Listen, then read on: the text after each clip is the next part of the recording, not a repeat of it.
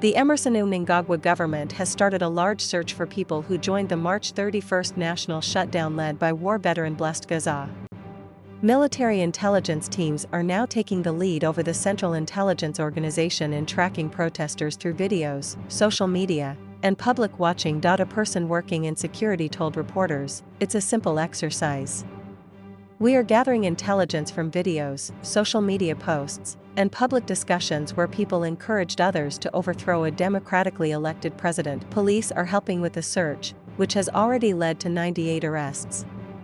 These arrests have made more people worry about police rough treatment and Mnangagwa's fear of being removed from power.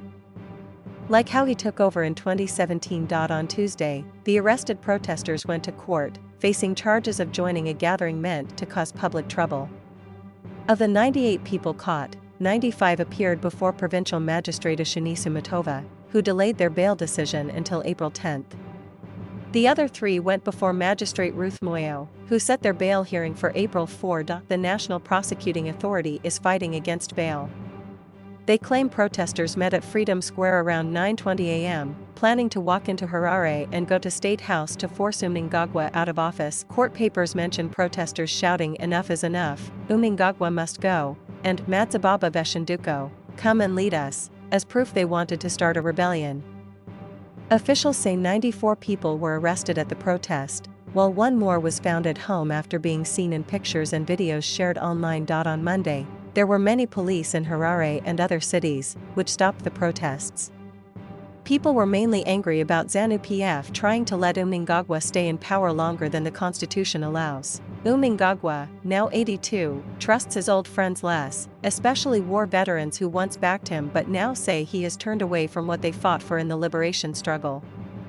Geza and some former fighters have become some of Mnangagwa's biggest critics, showing possible deep splits in Zimbabwe's ruling group. The tough response to the March 31st protests shows how the government handles people who disagree, with many arrests, fear, and force. Zimbabwe's security forces have often used violence to stop opposition, with random arrests, beatings, and torture to quiet critics. Since taking power in 2017, Mnangagwa has used the military and police to keep control. But with growing splits in ZANU-PF and unhappiness in the security forces, his hold on power seems weaker. The latest crackdown, especially against war veterans, shows Mnangagwa's growing fear of a rebellion from inside, one that could end his rule just like what happened to Robert Mugabe.